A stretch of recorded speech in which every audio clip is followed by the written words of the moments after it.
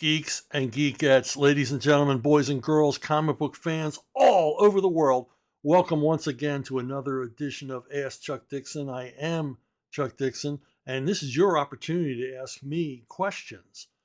Questions about what I do for a living, and what I do for a living is I write comic books. So let's not waste any time. Let's get to your questions. Rex Moss, in your podcast, you seem very enthusiastic about working in the Rippaverse. That is communicated in Alpha Core number 1. I hear that you like working out the logistics and building a city. In the future Rippaverse books, are you allowed to work on building out North America? Well, funny you should ask. One of the main reasons Eric brought me in and brought in Mike Barron and the Saskas as well is to help flesh out the Rippaverse universe. And in Alpha Core, I began, building out and creating consistencies within the city of Florispark. And with the Horsemen, I continue to do that, adding little details to the continuity, to what the city is about. In addition to the groundwork that Eric has already laid down, and also Mike in Gooding and the Saskas in Yara. But anyway, we're all playing nice and working together. But the and things will expand with the arrival of Zaylan early next year. Our cosmic character created by me and Joe Bennett. But even more so is a project. It's a 2-part graphic novel. I don't know if Eric has announced the name of it yet. It's a 2-part graphic novel. It's epic length. It's going to be well over 200 pages long when it's complete, and it goes back a generation to explain the world of Rippaverse, the nature of how did Texas become an independent state? What is the political landscape? And it's somewhat analogous, somewhat allegorical to what's going on in the United States today. But this is a separate alternate universe, not really meant to reflect the world we live in. It's like the DC universe. It's one step removed from our reality. This allows us to get crazy with stuff, obviously. But in this 2-part series, 2-part graphic novel, there will be a lot of background stuff provided and a lot of explanation of the politics and ultimately the warfare that leads to the Texas succession from the rest of the United States. And also it'll present, I don't think I'm giving anything away here, the origin of Brian Solari and how he came to have his powers, and the differentiation between different kinds of exceptionals within the Ripper universes. It's going to be an info dump, but an entertaining one with lots of action. The artwork on it is stunning. I don't think Eric has announced the artist yet, so I won't reveal that here. The artwork is absolutely stunning, and I couldn't be happier with the project as a whole. And we introduce a great new meta villain, and it just really tells an epic story. We get to see a lot of the characters you already know and love a generation earlier, younger versions of themselves, and how they came to be where they are in the Rippaverse today. And I wish I could be more specific, but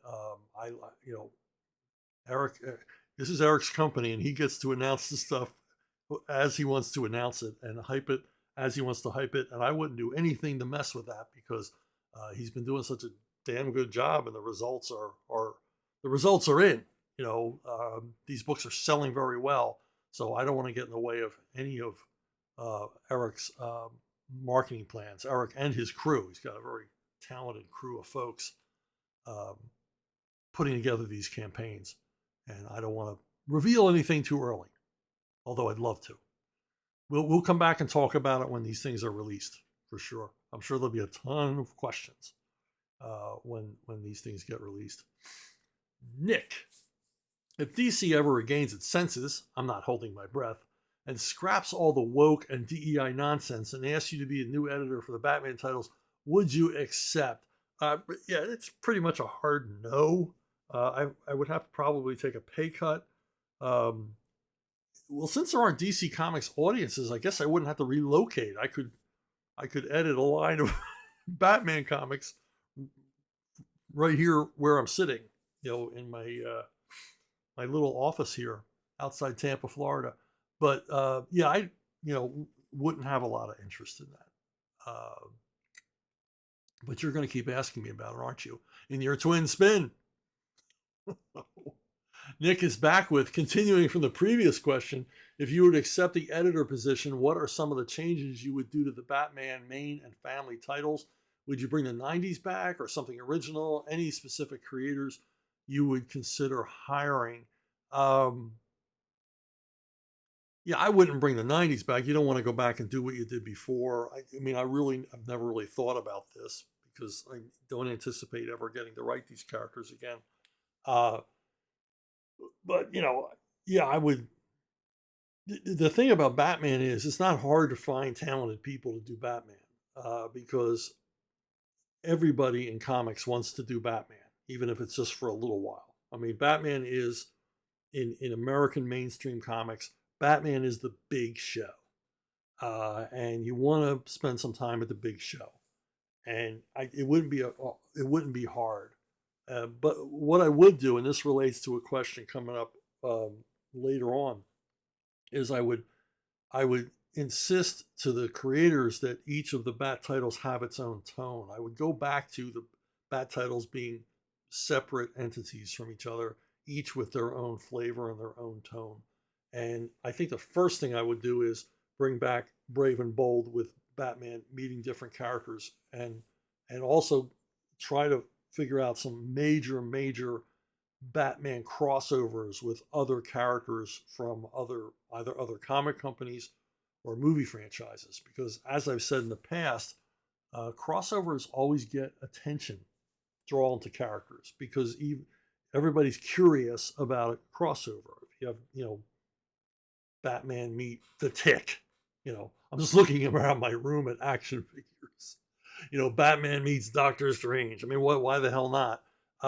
You if you're any kind of comic fan like me, you would be, well, I want to at least take a look at that. I'm curious about how that would work out. And I would do a bunch of them to basically announce, hey, there's a new sheriff in town. We're changing the things we're doing. And I would also probably want to pare down the Batman family because there's so darn many of them now. It's got to get confusing. And to me, a large cast like that, all in one book or spread across 4 or 5 monthly titles, it gets a little soap opera-y, a little lazy because you've got this huge ensemble cast, and you can, trust me, you can pad a story out a lot by simply visiting each one of those characters for a couple of pages here and there, just to include them in the story, even though they have nothing to do with the story.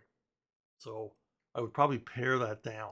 Not get rid of them necessarily or anything else, but maybe consign them to miniseries or whatever. Basically, ask different creators, look, Batman Jr. or whatever, whatever family member have been added in the last decades. I would probably say to different creators, look, have you got an idea for a take on this character? Would you want to do like a 4-issue miniseries and see what you can do to make this character interesting? Or have you ever wanted to write this character? And sort of get them out of the main Bat titles into their own titles. Much the way Nightwing was given his own title. Because you didn't want him in the books all the time. Because that's a little, you're trying to find a place for him in your story when maybe he doesn't have a place in the story. So if any of that makes sense at all. Lewis Porter Jr., why is it that originally, when characters had multiple books, they seemed to focus on very different genres? See, I told you we were going to get to this. For example, Amazing Spider-Man focused on very traditional superhero stuff, while Peter Parker, the Spectacular Spider-Man, focused on greedy crime drama. That worked the same way with Batman being the traditional superhero comic and Detective Comics being the more detective-based book. Um, I don't think these things were by design. I mean, I don't know. I wasn't there when they created Spectacular Spider-Man. But I imagine that it was left up to the first writer on Spectacular Spider-Man and kind of set the tone, or maybe a tone set in over time. Um, when you write professionally and create professionally, one of the biggest surprises that comes upon you early on is how much the work kind of takes on a life of its own, and it speaks for itself. Denny O'Neil used to talk about characters who get away from you. You know, the character begins to take on a life of its own and just sort of moves away from your original vision. And that can be the same for books. And of course, once a writer establishes that tone for a book like Peter Parker, Spider-Man, and has sort of um established a separate supporting cast for that title, even though the main character is the same, and a different series of threats in a different environment. When that writer leaves, the next writer is going to pick, if they're smart, they're going to pick up on that because they're going to go, well, this is what the readers expect from this title.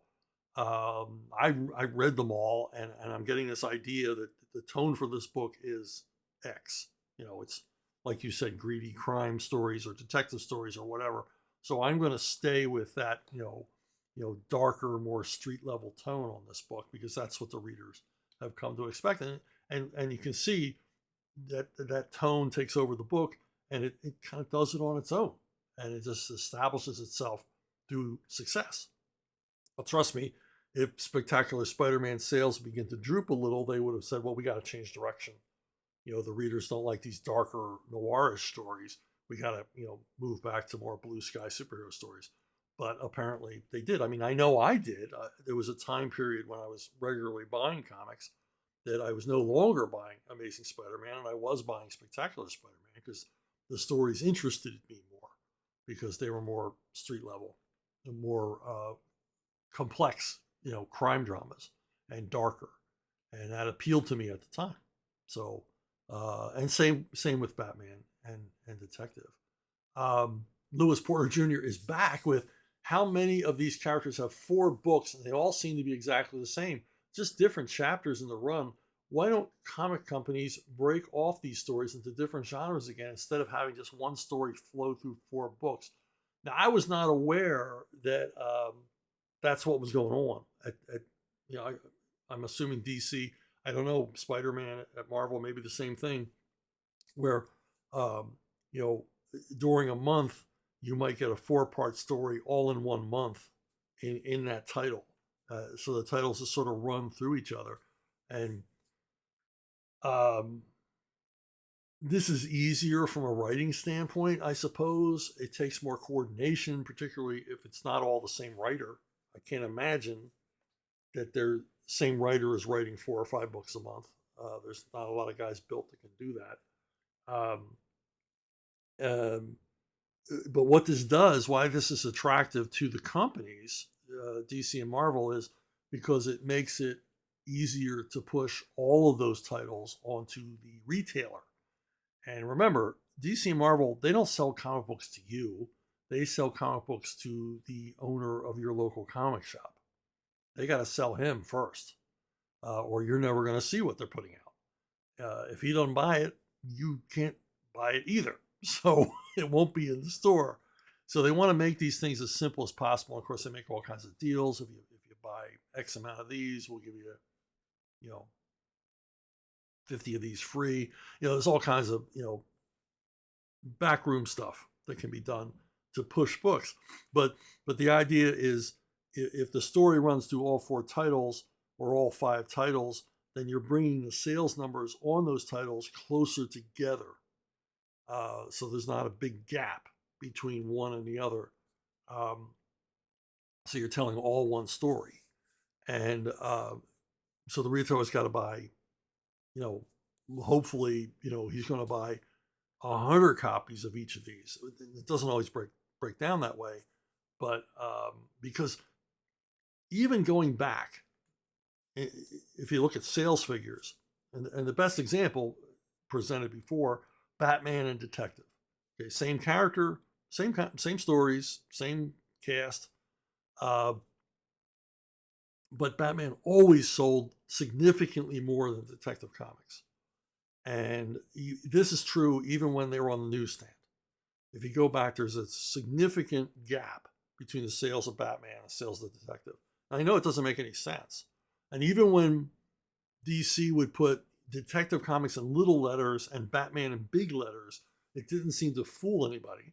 And sales were still lower on Detective. When I took over Detective, I understood I'm never going to sell as much as Batman. And no matter what we do. So, I mean, they could have put, 2 high school kids with little talent on Batman, and it still would have outsold Detective. Uh, it is the way the retailers order it. And so what you want to do is get rid of that gap. And that's why they'll have a story run through all the titles. It's why you do intercompany crossovers, too. It lifts all boats. Somebody that doesn't want to read Captain Potato Salad now has to read it because it's part 19 of that year's big crossover. And so he's got to buy, he's got to hold his nose and buy Captain Potato Salad because he needs the rest of that story. And that's what they do. So now this subject came up at the last really big Bat Summit that I was at.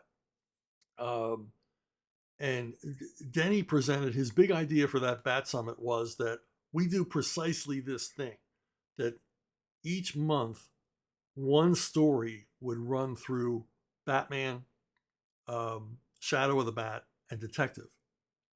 And one writer would write that month. And so we would alternate. So I would write a month of Batman. Alan would write a month of Batman. Doug would write a month of Batman. And he presented this to us, and I strongly objected. I said, no, I don't want to do that. I don't want to do that. I said, I would have to write a story that would work for, Graham Nolan, Kelly Jones, and whoever was drawing Shadow of the Bat at the time. And I said, I hate this idea because I can't, there's no visual consistency. Because particularly Kelly and Graham, they're polar opposites. I mean, their interpretations of Batman are both wonderful, but they don't gel. They don't mix each other. And I said, and look, Alan's doing his thing on Shadow of the Bat, and Doug is doing his thing with this like more gothic, horror-oriented interpretation of Batman, with Kelly Jones. And I said, why would we want to ruin that? Why would we want to break that up? And then he explained, well, it'll bring our sales closer together, just what I explained to you. And he said to me, and besides, you'll be making Batman royalties. You'll be making more royalties each month that you do this. And I could tell Doug wasn't very happy because he was going to be losing the Batman royalties, but he didn't say anything. They left it up to me to take the slings and arrows from Denny. And we didn't really get into an unfriendly argument about it. But Denny was quite taken aback. And he said, well, this is kind of what I wanted to bring up at this summit. This is what this summit was going to be about. How were we going to work out each one of these arcs? And I said, well, obviously I'll do it, but I said, I'm not going to be very happy about it, because I'm really digging what I'm doing. And I know Doug and Alan are digging what they're doing. And of course, as you can see, Graham was at this summit with us. And I could tell, he wanted to speak up, but I was basically taking all the air out of the room. Because Graham is not shy. And I could see he was not happy about this. Because he was liking what we were doing together. If it ain't broke, don't fix it. And so Denny's like, well, this is what I presented to Paul Levitz, the head of DC at the time. And I said, well, I don't know what to tell you. So Denny went into another room, but we could still hear him. And he called Paul. We could hear all of it. And we're sitting there just sort of listening to what he's saying to Paul, half of one phone conversation. And then he said, you're not going to believe this, but a writer is turning down getting paid more royalties, referring to me. And he says, we're going to have to change plans and everything else. And Paul said, well, if that's the way it's going to be, that's the way it's going to be. Paul saw, the logic, but Paul never wanted to get in the way of creativity. Again, if it ain't broke, don't fix it. Our sales numbers were fine. There was no real imperative reason to do this. I mean, these titles were not facing cancellation or anything. And so then he comes back in the room and says, well, I guess we're going to do this a different way. And it didn't inconvenience anybody, and it didn't change the nature of the summit, because Doug already had ideas of what he wanted to do. I already had ideas of what I wanted to do. And of course, Alan had a direction for his book for the year. So that's the way we went. So we all just went our separate ways again. But of course, we laid everything out to make sure we weren't repeating one another's stories, or, because you want to say, well, I want the Riddler for these months. And Doug's like, well, I want the Penguin for these months. And there we go. And it might have been at this summit that I suggested a change in direction for the Penguin. And, and various things were brought up, and it was a more free, easy, less formatted, less, you can see there's whiteboards in the background, but less of the whiteboard stuff than we usually had at a summit. It was more, each writer saying, this is where I want to go with the book. And then we would discuss, the ins and outs and pluses and minuses of all that. So yeah, I mean, I think I'm making it clear. I don't like the idea of just a unistory just running for months and months and months in a book like a soap opera. You got to break it up. You got to give creators their way, because who knows, they might stumble on something wonderful rather than just writing as directed. Twin spin. That's not a twin spin. Why did I put that in there? Sean Danker, you said before that Batman shouldn't kill and Superman shouldn't because he's an aspirational figure, but what about Wonder Woman? Do you think she too is an aspirational figure like Supes and therefore shouldn't kill? What did you think about her turning into a Punisher-like figure, saying she doesn't have a rose gallery because she'd make sure they stay down? Yeah, Wonder Woman is an aspirational figure. It's kind of in her name, Wonder Woman. It kind of hints that she's exceptional.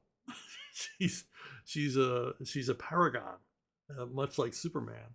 No, she shouldn't kill. These are not. If you want to create an Amazonian goddess figure who kills, be my guest. Go create one. Greek mythology is filled, and Greek drama is filled with murderous women. So have at it. But not Wonder Woman. She's an icon, just like Superman and Batman are an icon. Don't mess with that. A Wonder Woman that kills, to me, is frankly distasteful. And if you have a person that has superpowers, super abilities, either supernatural or science fiction based or whatever, and they go around killing their enemies, they're no longer a hero, they're a monster. Because if you have that kind of power, and that's one of the greatest things about the Superman character in particular. People, he's a Boy Scout and everything else. Well, thank God he's a Boy Scout. And how hard is it for Superman to remain a Boy Scout when he's basically omnipotent? You can't say no to Superman. And yet you can say no to Superman because his better angels will go, well, hey, I'm not in charge. I may be the biggest bully on the block, but I'm not going to bully anybody. I understand that I want to have a place in society. I don't want to be a top society, making the rules. I want to follow the rules. So it just behooves these characters to be on a higher moral plane than the rest of us. Not only because they're iconic superhero figures who, for most of their very long careers, have not been lethal. These are also, and I'm going to say this again, and I know it hurts some of you adult fans, but these are childhood wish fulfillment figures. And we do not want our childhood wish fulfillment figures who appear on lunchboxes and ball caps and pajamas to be murderers. I don't know how many times I got to say this.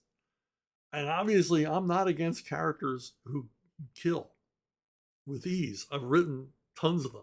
The vast majority of characters I've killed, from Conan, or written, from Conan to Levon Cade, have no problem knocking their enemies off by the bushel load. But not these three, and not the Flash, and not Green Lantern. Leave these characters alone. They should not kill. David Jordan, excluding your peers, Alan Grant, Doug Mensch, and Denny O'Neil, who, in your opinion, are some of the best Batman writers? Kelly Puckett. I've praised Kelly to the rafters before. Kelly Puckett co-created the Cassandra Cain Batgirl along with Scott Peterson, and Kelly was not very prolific. Writing didn't come easy to Kelly for some reason, but everything that I'm speaking to him like he's gone. Well, as far as I know, he's written 100 novels. But when he was in comics, he didn't turn out half the work that I wish he'd turned out. I really look forward to his, and I don't say this a lot. If you watch these videos, I don't have a whole lot of high praise for a lot of comic book writers, but everything Kelly wrote was a gem. Maybe that's why it was so hard. He spent so much time polishing it and making sure it was perfect. And what he delivered each time was an absolutely perfect story. And more often than not, in his stories, I would go, "Damn, why didn't I think of that?" He would really examine the aspects of these characters. He really put a lot of thought to them to try to present something fresh or new, or look at them from a different angle, or present a new facet, all without violating their core premise. He always worked within the framework when he was working in comics. I mean, I'm speaking about him in past tense, but this is when he worked in comics. I don't know what Kelly does now. I hope he is well and happy and loving what he's doing. And if he is writing comics, I'm not aware of it, and I apologize. But he just terrific stuff, and just nothing but admiration for this guy and his approach, his conscientious approach to the work. Another guy whose work I enjoyed was Alan Brennert, who went on to write for television. I have a very good career writing for television, but for a short while wrote Batman stuff. And again, like Kelly, understood the characters and had a lot of fun with it. Was obviously a fan and wrote some terrific stuff. My favorite being this Brave and Bold issue that basically presents a Bronze Age team up with Batman and Catwoman, and a Silver Age story as well of Batman and Catwoman, and it's one of my favorite comics ever.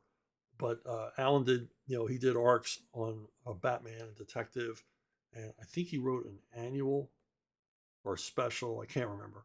I'm not one of those fans that remember issues, numbers, and stuff like that. But I always look forward to seeing his name on a Batman comic, and his stuff is very good. And I know Denny held him in quite high esteem. Very, very good writer who got it, who got what Batman was about, and could write interesting stories that were accessible to younger readers, but also had enough meat there for an older reader to enjoy. And then, of course, there's Scott Peterson, who I mentioned previously.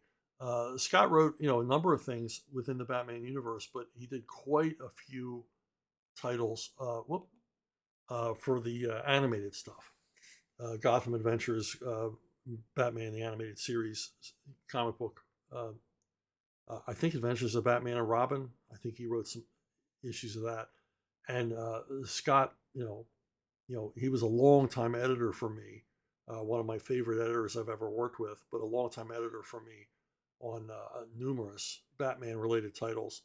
Our association on Nightwing was, wonderful. I mean, he was a large part of the success of that title. And but he wrote a lot of this stuff for the comics related to the cartoons. And again, like Kelly, like Alan Brenner, um, he was a fan. He got it. He could work within the framework and create fun, interesting, fast-paced stories with and particularly for the animated series, they were usually one-off stories. One-off stories are they're not easy to write. They're not easy to write one-off. It's easier, an old saying amongst writers. It's always easier to write more than write less. But he brought it every month, and every month I look forward to reading these. Back when I was getting comps. It's a large part of the reason I don't read a lot of current comics is I don't get them free anymore. Once upon a time, a great big box would arrive from DC and another one would arrive from Marvel, and it would be everything they had, everything they published, outside of hardcovers and trade paperbacks.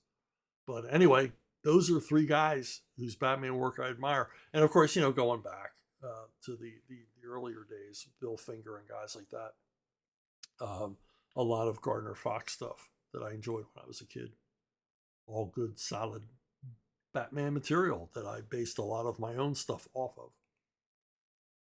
Joshua Ignatowski, what would you say is your favorite Submariner story and why? Yeah, I like Namor. It's strange. I mean, I've read in recent years a lot of people don't like this character because he's a bit of a prick, but that's why I love him. He's like James Bond. He's a bit of an a-hole, but I love him for that. One run I really enjoyed was in the '70s. Bill Everett, the original creator of Submariner, came back and did a bit of a run on Submariner's regular title, and his lush artwork and his fun approach to the character, and his introduction of new ancillary supporting characters and things like that just made this run a whole lot of fun. In fact, I got to go back and reread this run. I haven't read it in a while, and it was good. Another one I remember, it's a Roy Thomas story, drawn by Gene Colan, and it primarily is Submariner versus the crew of a submarine, and and a lot of it is told from the point of view of the guys in the submarine, and I think they were pirates. I can't remember. They were pirates or Russians or whatever. They were bad guys, and Namor is a little ticked at them. And I really like the story, and I think one of the reasons I like the story is from talking to writers who got to work with Gene Colan. Gene would kind of go off on his own a lot of times, and he would get interested in a particular visual aspect of the story and emphasize that and take up a lot of pages. If you look at a lot of Gene Colan's Bronze Age work, he'll open with splashes and double page spreads, and he'll end with like 8 and 9 panel pages at the end because he's trying to squeeze in the rest of the story. And I just really like Colan's or Kalan, I guess is how you actually say his name. I really like his storytelling style and how he got into this. And I know he was an old movie fan, and he probably really dug doing a submarine story. What is it about submarine stories? And of course, Fantastic Four Annual #1. Namor gets to be the big bad guy in the Fantastic Four's very first annual, and it features the armies of Atlantis invading New York City, and Kirby is Kirby magic, and I remember absolutely tormenting everybody to find this issue because I read a like a Spider-Man comic or something, had an ad for this, and in the ad it said now on sale, which of course meant nothing. It didn't mean it was literally now on sale. They had no control over really when these things would get released or when they would end up on the newsstand. And I remember, pestering everybody to look for this at the drugstore or newsstand. And one of my sister's boyfriends, so I had 2 older sisters, he found it and brought it to me. And I wish I could remember his name. I'm forever in his debt. But one of my favorite Namor stories. Twin spin for Joshua Ignatowski. What would you recommend as the best comics for a newcomer to get into Sergeant Rock, and where to go from there? Um, for me, Rock's greatest period was in the early 70s. And if you pick up any Sergeant Rock comic like 1970 to early in 74, you got comic book gold. Said it before, I'll say it again. American comics simply don't get better than this run on Sergeant Rock and this era in the DC war titles as a whole. Um, because of the Vietnam War and all the rest of it, I guess in the mind of Robert Kanigher, who was writing this title, he needed to sort of grow these stories up because they'd gotten a little bit silly through the Silver Age, to the point where Rock and company, they were getting in fist fights with the German army. All the characters were fighting each other like superheroes. They were getting in fist fights. They weren't gunning each other down. It wasn't reflecting the more brutal aspects of war, the sense of loss, the more the gravitas of the subject of war wasn't being treated with the proper respect.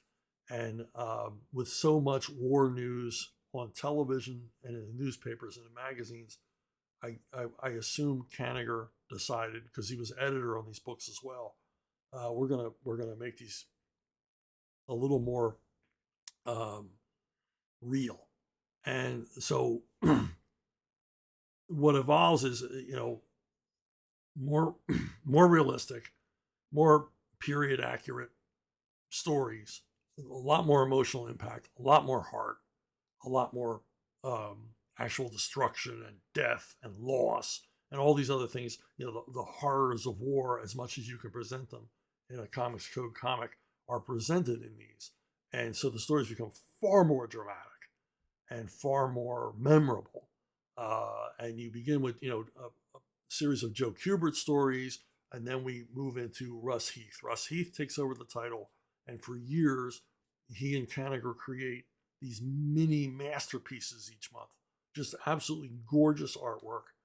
And in fact, I got a thing here. Absolutely gorgeous artwork. Heath's painstaking research to get all of the weaponry and uniforms and everything absolutely period accurate, and often Heath writing. Heath wrote a number of the most memorable of the Rock stories in this run. And like I said, overall, the DC War titles, it was the golden era for these titles, because you had John Severin working on a regular basis on these titles. Norman Maurer, George Evans, Alex Toth. You had The Unknown Soldier, you had Haunted Tank, Sam Glanzman and Archie Goodwin doing a long run in this period. And so if you start 1970 Sergeant Rock, you can't go wrong. Every issue is gold. And of course, I think these things are rather expensive now. I just wish DC would collect them. Do a 70s run of these books, because they deserve it. The level of storytelling, the level of the writing, and everything else, and all of this was reflected in sales. Sergeant Rock and Jonah Hex were DC's biggest selling titles in this time period. They were outselling Superman, Batman, and Wonder Woman to a remarkable degree. And it's all due to the quality of the writing, quality of the art was there, and readers were responding to it, because readers always respond to quality.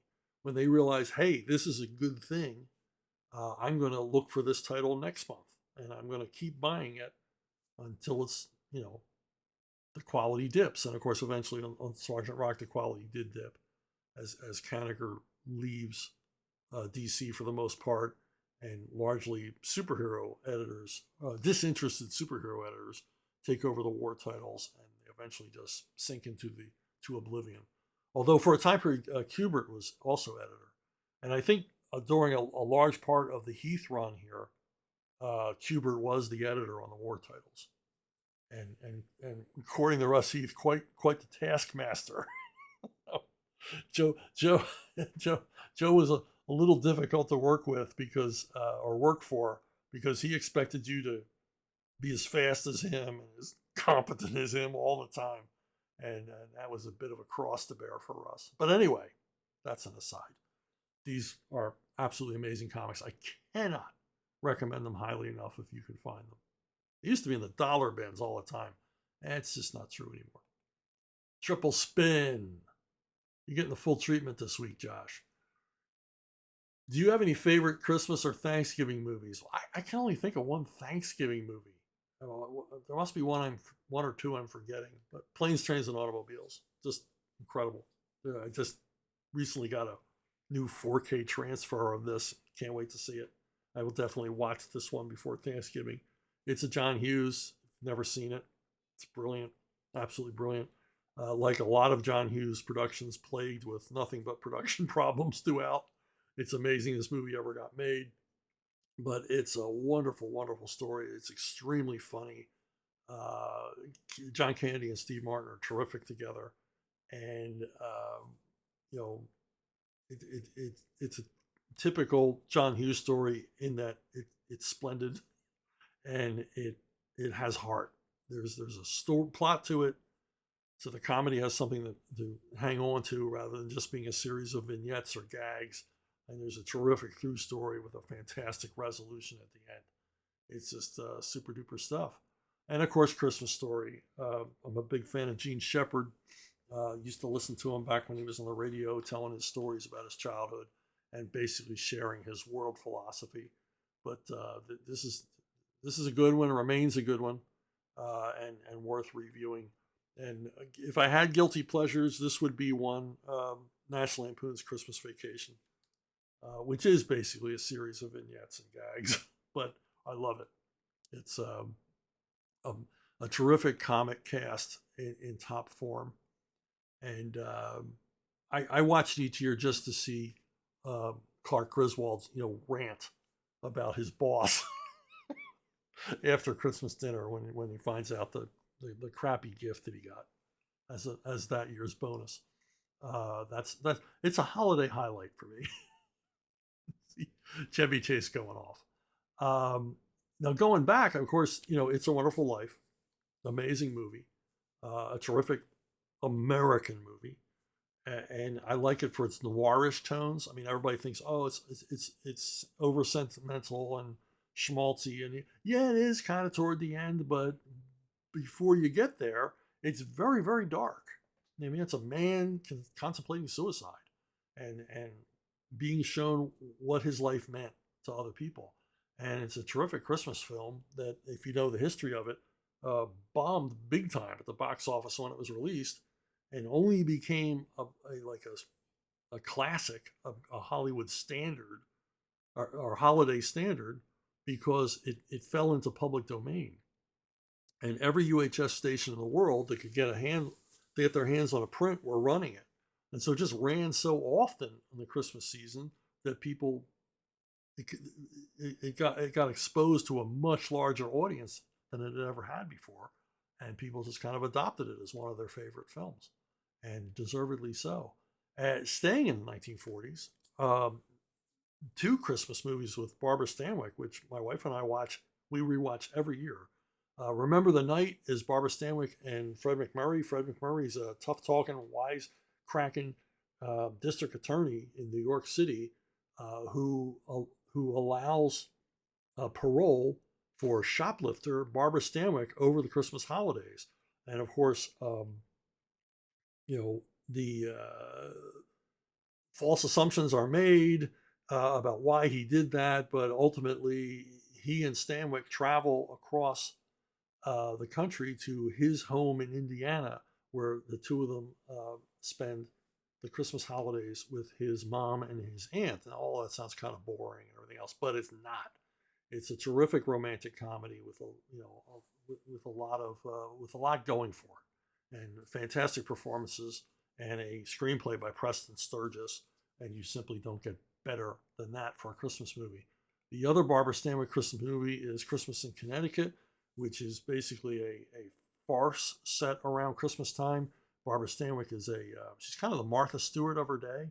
She writes a magazine column uh, about her married life and her child and everything else. And what is revealed early on in the movie is it's all fiction. She's made it all up.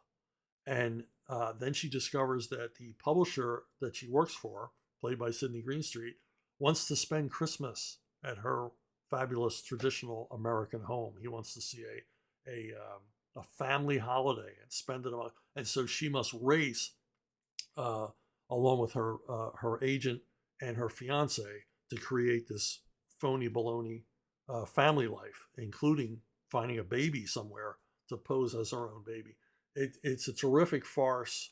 It's got a fantastic cast of Hollywood character actors, and it's all as well as being a screwball farce. It's also a fine romantic comedy, and performances throughout. Stanwyck is just fantastic. She's amazing in this movie, and it's a goodie. Christmas in Connecticut. Do not watch the remake, directed by Arnold Schwarzenegger. Do I have to say more? Quadruple spin. Look at you, Josh, all grown up.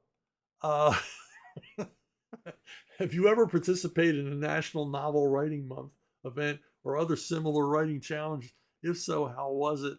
No, I as a writer, I always thought writers were loners, solitary figures. The idea of associating with other writers, it just makes my skin crawl. I mean, there's a few other writers that I count as friends, but even amongst them, sometimes it gets awkward. I don't know how to explain it. It's like, I can't say anything or he'll steal it. So when I meet with other writers, we generally talk about other writers who aren't there. Hey, you ever read this guy? So yeah, I'm not big on these things. I've never heard of this contest. I would never enter a contest like this.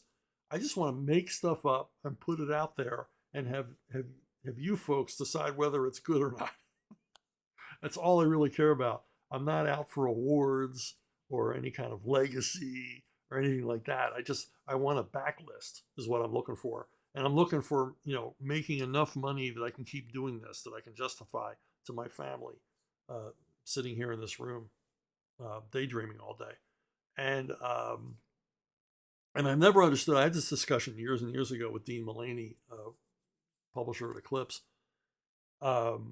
He was telling me about the mystery mafia and the Western mafia and the horror mafia. And they were basically writers who would hire each other to work on anthologies. Like, Joe Schlabatnik is going to edit this and he's going to hire, Mary Chestnut to write the story. And then Mary will edit one next year and hire him to write a story.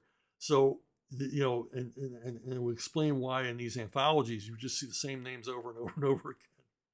And he explained this to me because I was bemoaning the fact that there was a Horror Writers of America association. And I couldn't understand. I said, I didn't understand a Mystery Writers Association, because to me, mystery writers were like Dashiell Hammett or Cornell Woolrich or Jim Thompson, who were these like tortured loner characters, alcoholics and closeted homosexuals and stuff like that. They wouldn't want to meet other writers. They were writing by themselves, like there's this dirty little secret. I write for the pulps. I write mysteries. Why would they want to? They didn't want to. And I always thought that's what a writer was, and particularly for horror writers. Aren't horror writers supposed to be like these people with like these twisted personalities?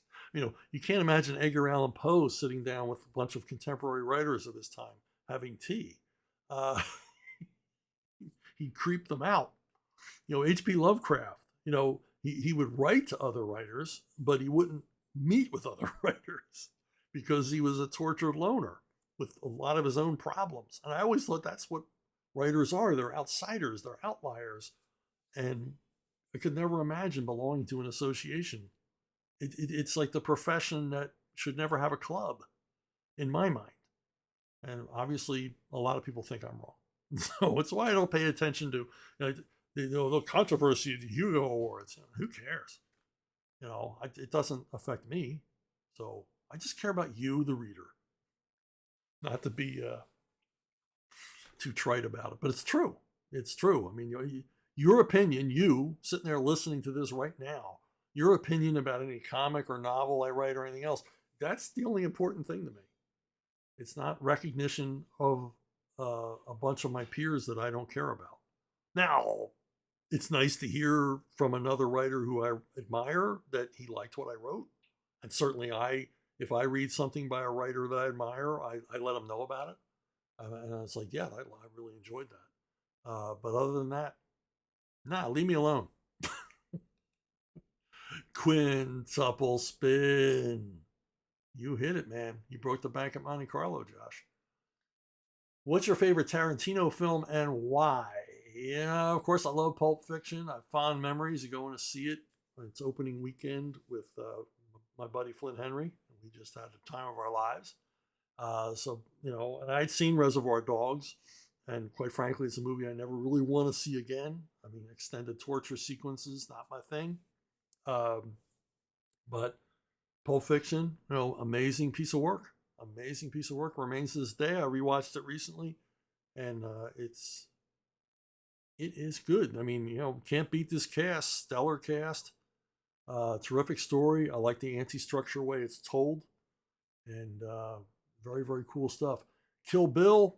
I love both Kill Bill movies. I can't even tell you how many times I went back to the movie theater to see these again and again and again. You ever go to the multiplex and you look at what's here? And you just go, well, I'm just going to go see that movie I saw before because I know that's good. And that was me. So I saw this movie. I saw both of these maybe half a dozen times in the theaters, and I've watched them since over and over again. And I've heard people complain that they're ridiculous and overindulgent on Tarantino's part, but I excuse it because he's overindulgent in an area that I would be overindulgent in too. I mean, I like everything about these things because he and I are approximately the same age. I think he's a little younger than me. And we were seeing the same kind of movies at the same kind of grindhouse theaters and digging them. And this is his homage to all of that. And all of the call outs and Easter eggs and everything in these movies, I responded to big time. I mean, it just blows me away that when Uma Thurman is on a jet and it's coming in for a landing in Tokyo, and we see past her out the window, and it's so obviously not the real city. It's like a model for a Godzilla movie. I mean, it's just that kind of stuff's just brilliant. And of course, this is violent as hell, which I always enjoy. So yeah, it's a favorite. But I gotta say, Once Upon a Time in Hollywood, man, this is his masterpiece, and I'm not obviously I'm not the only one who said this. It's this heartfelt Hollywood fantasy, and I really, really, really like this movie, and I've watched it, multiple times.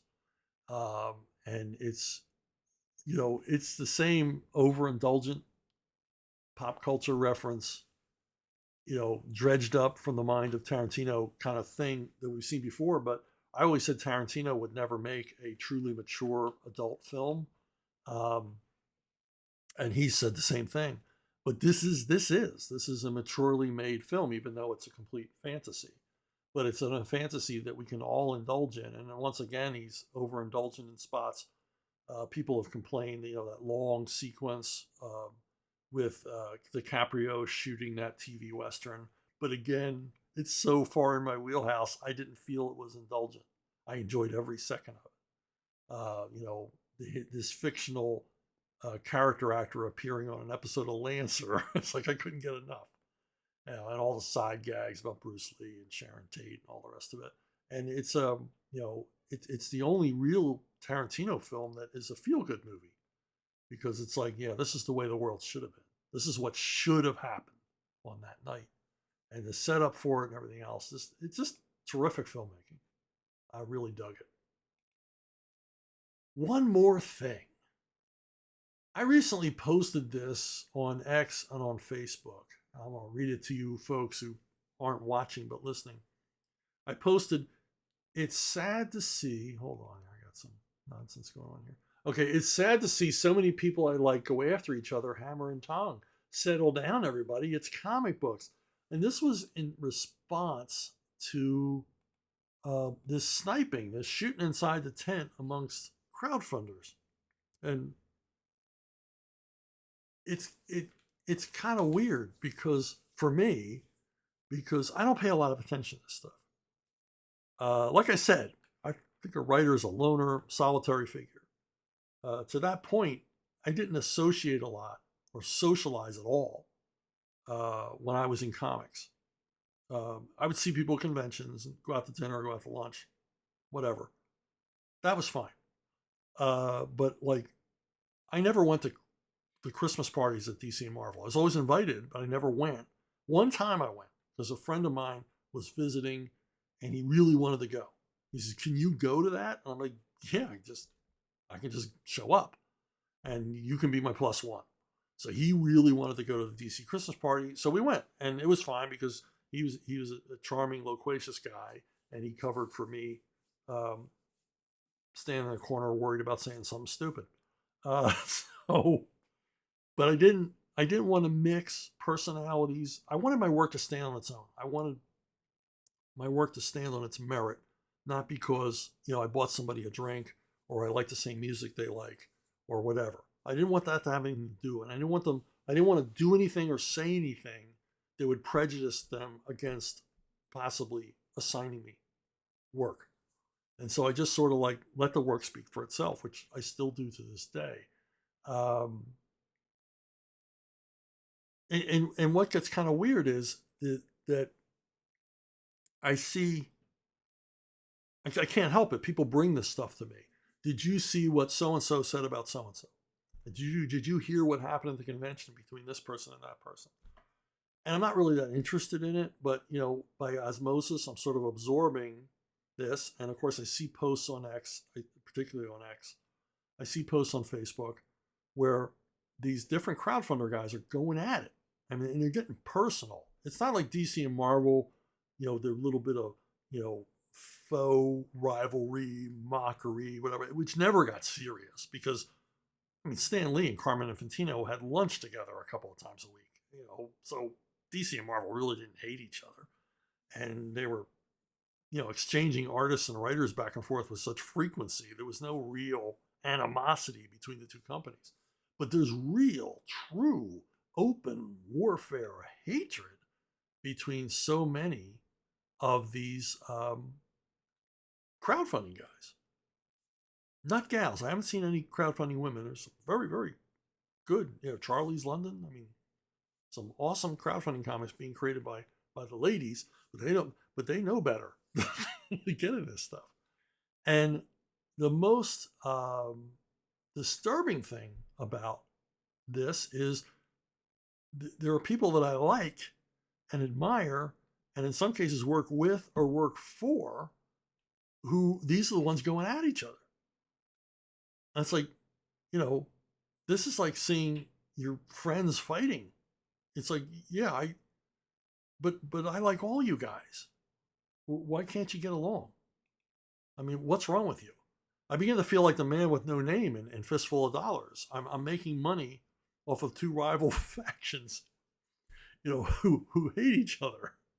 And I'm wandering back and forth, picking up cash. And I'm like, I don't get it. There's room for everybody. And of course, it's the internet. So, you can post something, "I love kittens," and 3 posts in, somebody's calling somebody else a racist. But, you got to think about the audience. And that's the thing, is that I don't want to see this become tribal. Somebody asked me on Facebook, I heard that back in the day in conventions, Marvel and DC fans would get in fistfights. I'm like, that never happened. Never. First of all, the kind of fans that were going to conventions in the late 60s, early 70s were not the fistfight type.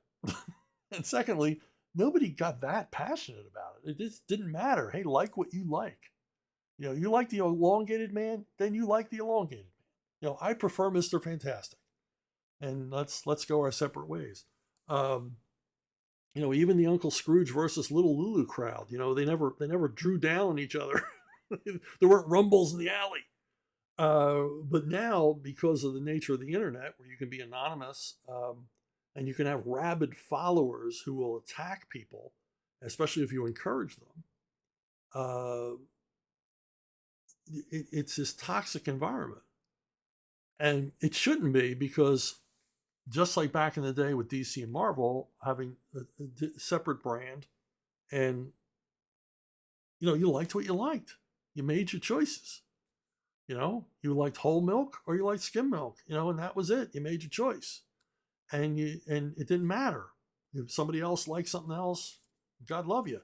And each one of these crowdfunding entities has its own fan base, and that's how it exists. It has a fan base for that creator, be it, and these are guys who don't get involved in this stuff, be it Graham Nolan or Brian Pulido or Billy Tucci.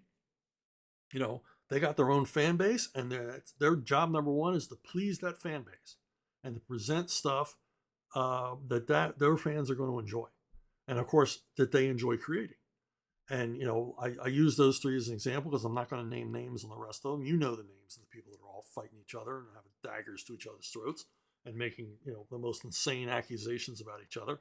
But I chose those three because they don't get involved in that stuff. They're happy warriors, and they are doing very well. All three of those guys are doing very, very well and working very hard at it, and making their own way. And that's the model. They each have their own fan base. I don't know how many people buy Brian Pulido stuff who also buy Graham stuff. Probably not many. There's probably not a lot of crossover. And amongst the half dozen or so crowdfunders who are constantly feuding, I don't think there's any crossover there either. I think they're definitely going for a different audience, going for a different taste, and that's the nature of the internet. Now, the problem is this toxic atmosphere is stoked by success. You can make your brand hatred. We all know there are plenty of video channels that do nothing but bitch about pop culture. They attack this thing or that thing, and they do it over and over and over again because there's a ready audience who wants to have their own beliefs confirmed or reaffirmed. Yeah, this movie really sucked, and I'm going to go on and on and on about it. And then everybody else shows up to go, yeah, that really sucked, and here's why I think it sucked. And you sort of build up a thing. Now, I'm leaving Critical Drinker out of this because you're probably thinking, oh, he's talking about Critical Drinker.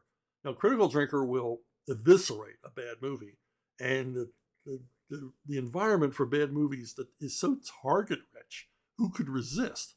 And of course, his thing is to take the movie apart. But the way that Critical Drinker does take the movie apart is so often instructive. I watch his videos as a writer because he has such a keen eye for why a story failed, why a movie failed, why this doesn't work. Just the interior at the core of this concept, it's awful. And why did they ever make it? And he examines it, and he does like an autopsy and just, examines the anatomy of that story, and it's instructive. Yes, it's funny and often vicious, but it's instructive as well. I'm talking about people that they're just bitching for the sake of bitching, and they get, thousands upon thousands of subscribers and millions of subscribers and thousands upon thousands of views and become personalities on their own. Now, that's their game. That's their thing. That's what they do. That's fine if that's what you want. But I think it's ultimately to the crowdfunding crowd and the comics crowd, it's destructive because it pits one against the other. As I said, it becomes tribal. I mean, quite frankly, if I were to turn this little show here into something of that nature, if I made it a, who I hate kind of thing, I probably have 10, 20 times the subscribers and views that I have, but I just don't want to do that. I think that the people that show up here, the relatively few people compared to these other shows that watch me right now, you right there in your car or in your office or wherever you're watching this. Um, I want your patronage. You're interested in what I'm saying. You share some of my own interests. You want to get granular on some of this stuff. You have a curiosity that I try to satisfy with a lot of these questions, and I'm cool with that. I like the audience I have.